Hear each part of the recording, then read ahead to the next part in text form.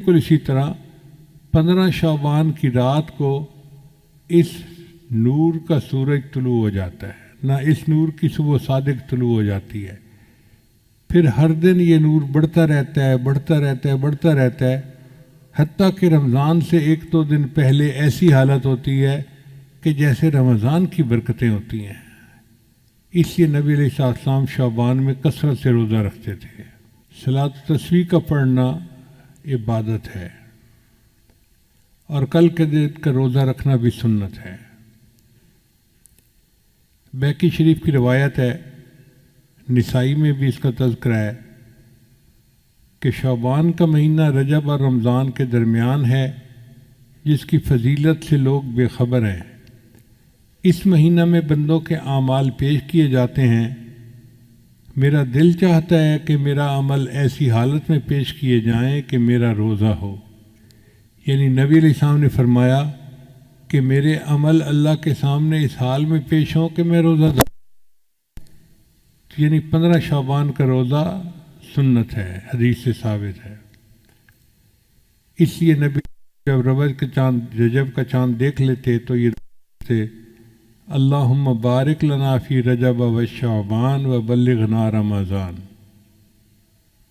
حضرت علی عنہ روایت کرتے ہیں کہ 15 شعبان کو رات کا قیام کرو، دن کو روزہ رکھو، کیونکہ اس رات میں غروب آفتاب کے بعد ہی اللہ تعالیٰ آسمان دنیا پر جلوہ افروز ہو جاتے ہیں، اور اعلان کرنے والا اعلان کرتا ہے کوئی مغفرت چاہنے والا کہ اس کی مغفرت کی جائے، ہے کوئی رزق کو طلب کرنے والا کہ اس کو رزق دوں، ہے کوئی مصیبت زدہ کہ میں اس کی مصیبت کو دور کر دوں، ہے کوئی حاجت طلب کرنے والا کہ میں اس کی حاجت روائی کروں۔ اب آپ اندازہ لگائیے کہ آج کی رات میں اللہ رب العزت اعلان فرماتے ہیں، ہے کوئی مصیبت زدہ جس کی مصیبت میں دور کروں، ہے کوئی حاجت والا جس کی حاجت کو میں پورا کر دوں۔ جب اللہ تعالیٰ خود پوچھ رہے ہیں تو پھر اس رات میں ہمیں اللہ کے سامنے آہوزاری کرنی چاہیے کہ اللہ ہماری مصیبتوں کو دور کر دیجئے، پریشانیوں کو دور کر دیجئے۔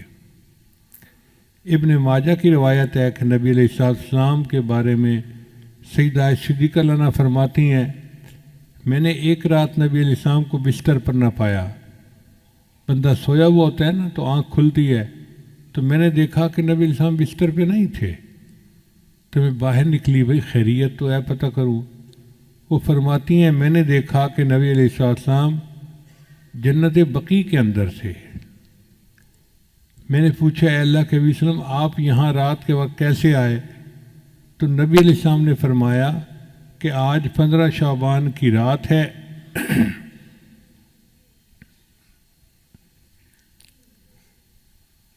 اس رات میں اللہ آسمان دنیا پر تشریف لاتے ہیں اور بنی کلب کی بکریوں کے بالوں سے زیادہ لوگوں کی مغفرت فرماتے ہیں۔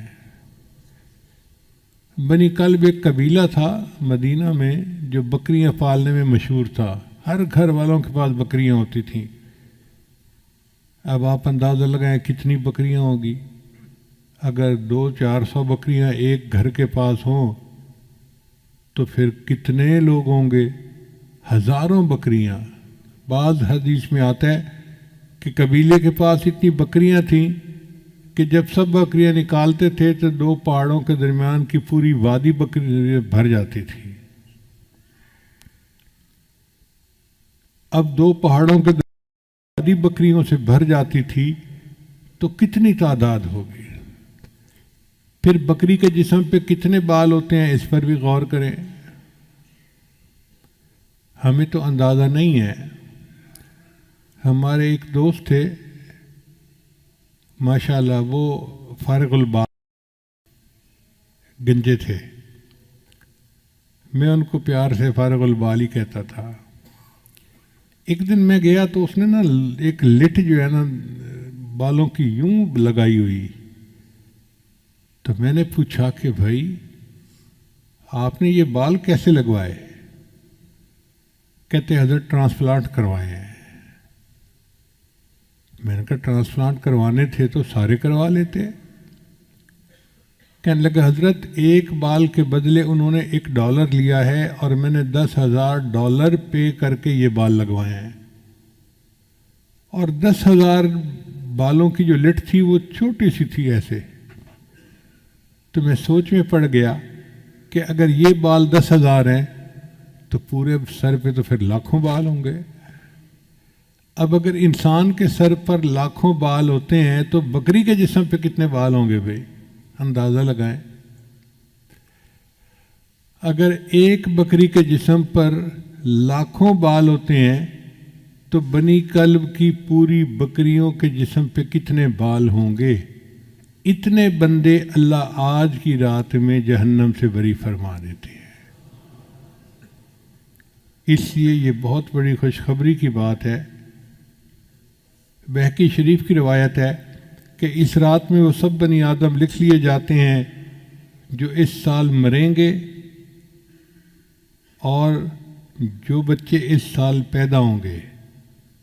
اس رات بندوں کے اعمال اٹھائے جاتے ہیں اور اسی میں ان کے رزق نازل ہوتے ہیں. اب جو بے اولاد لوگ ہیں وہ آج کی رات میں اللہ سے دعا مانگیں کہ اللہ ہمیں اولاد والی نعمت عطا فرما، چونکہ فیصلے آج کی رات ہونے ہیں. جب افسر کی قلم چل رہی ہو فیصلے کی تو اس وقت فیصلہ لکھوانا اپنی مرضی کا آسان ہوتا ہے. جب ایک دفعہ لکھا جا چکے پھر اس فیصلے کو بدلوانا یہ مشکل کام ہے.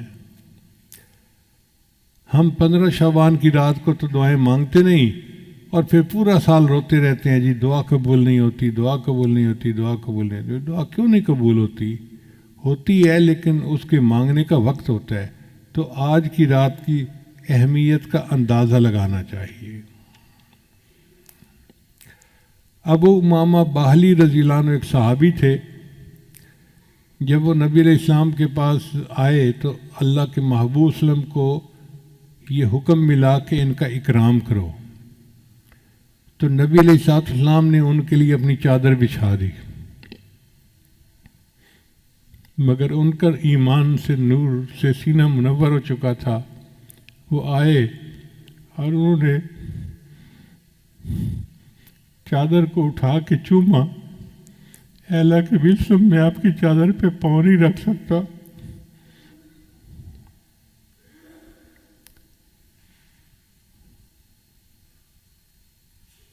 وہ روایت کرتے ہیں کہ نبی علیہ السلام نے ارشاد فرمایا من صام یوم من شعبان، جس نے شعبان کے دن کا روزہ رکھا یعنی 15 شعبان مراد ہے، فتحت لہ ابواب الجنان، اللہ اس کے لیے جنت کے دروازے کھول دیتے ہیں.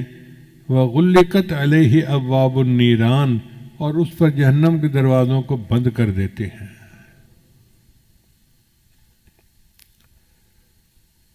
ہمارے سلسلیہ نقشبندیہ کے سرخیل امام سیدنا صدیق اکبر رضی اللہ تعالیٰ عنہ فرماتے ہیں قوموا لیلۃ نصف من شعبان، کہ نصف شعبان کی رات کو تم قیام کرو.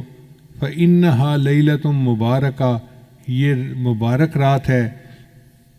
فإن اللہ تعالیٰ یقول، اللہ تعالیٰ اس میں یوں فرماتا ہے فیہا حل من مستغفر فاغفر اللہ، ہے کوئی مغفرت کا چاہنے والا کہ میں اس کی مغفرت کروں.